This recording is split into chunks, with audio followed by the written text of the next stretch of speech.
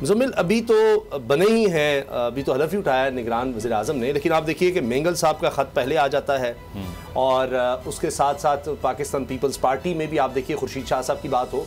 और आज मुझे भी ये मिली है, मेरे ज़राए से ये खबर है कि नून लीग में भी बहुत से लोग खुश नहीं हैं, बहुत से लोग अनवरुल्लाह काकड़ के नाम पर, और बड़े सीनियर लोग खुश नहीं हैं।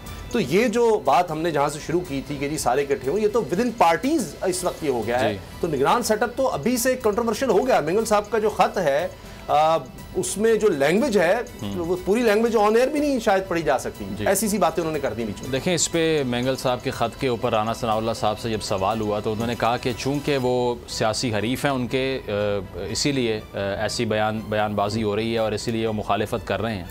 तो फिर राना साहब से ये सवाल है कि अमल वली ख़ान तो उनके सियासी हरीफ नहीं है, वो तो KP से हैं, तो वो क्यों फिर मुखालिफत कर रहे हैं काकड़ साहब की, इसका जवाब दे दें या तो।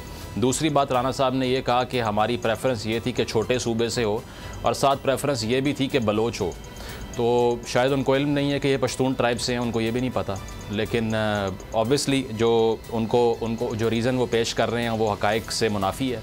उसकी वजह यह है कि जो पहला राउंड हुआ था राजा रियाज साहब की मुलाकात का वज़ीर आज़म से, उसमें जो 6 नाम थे, उस 6 में ये नहीं था, और उस 6 में ये इसका तज़किरा भी नहीं हुआ। और जिस दिन अनाउंस हुआ है दोपहर के रोज़, उस दिन सुबह के वक्त तक इसहाक़ डार साहब के नाम पे पूरा ज़ोर लगाते रहे हैं। नवाज़ शरीफ साहब भी बाहर बैठ के, शहबाज शरीफ साहब भी यहाँ पे, और आखिरी बॉल तक जिसे कहते हैं ना, कोशिश करते रहे हैं कि इसहाक़ डार साहब जो है वो निगरान वज़ीर आज़म बन जाएँ।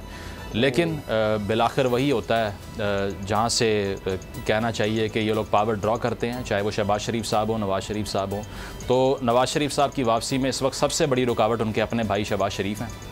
उसकी वजह यह है कि वो ऐसा माहौल बना कर गए हैं और इस नौइयत के फ़ैसले करके गए हैं, और ऐसी शख्सियात को जो है वो इक़्तिदार सौंप के जा रहे हैं, जिसके बाद नवाज़ शरीफ साहब का वापस आना हमने उनकी वापसी पे तफसील से आगे बात कर रहे हैं, तो लिहाजा बिल्कुल उस पर आगे चल के मज़ीद भी डिटेल उस पर करते हैं रिवील। लेकिन यहाँ पर काकड़ साहब के हवाले से ये है कि इनको जिस तरह से नून लीग के अंदर बात आप कर रहे थे कि एक डिवाइड नज़र आती है, तो वो इसीलिए है कि ये नाम शहबाज शरीफ साहब की तरफ से नहीं गया, और ये नाम अर्लियर डिस्कशंस में भी नहीं था। और अब कुछ ऐसी शख्सियात जो कि इस सारे सेटअप का हिस्सा नहीं है, उन्होंने 2 महीने पहले फ़ोन करके काकड़ साहब को बताया था कि आप तैयारी पकड़ लें। अच्छा, तो उसके बाद किसी और को पता भी नहीं लग सका। किसी और को नहीं। राजा रियाज साहब इतना कह के फारिग हो गए, जी मेरा तो इतना ही काम था, मैं तो फैसलाबाद जा रहा हूँ। जी, उनका काम तो अब यानी वो नाम देने वाले जाने और वज़ीर आज़म, बाकी काम उनका इलेक्शन में होगा ना, वो हम देख लेंगे जब वो दोबारा वापस आएंगे ईवान में, जो कि इसके बगैर वो आना नामुमकिन था। आपको पता है जितनी कि उनकी वोटर बेस है। अगर आपको ये वीडियो पसंद आई तो सब्सक्राइब करें और बेल पर क्लिक करें। तारीख का अमीन,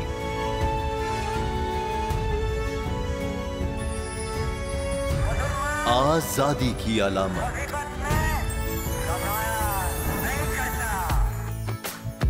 हुस्न का आईनादार, फिक्रो नजरिए की अक्कास, सरफराजी का गवाह, यानी हम सबका निगहबान पाकिस्तान।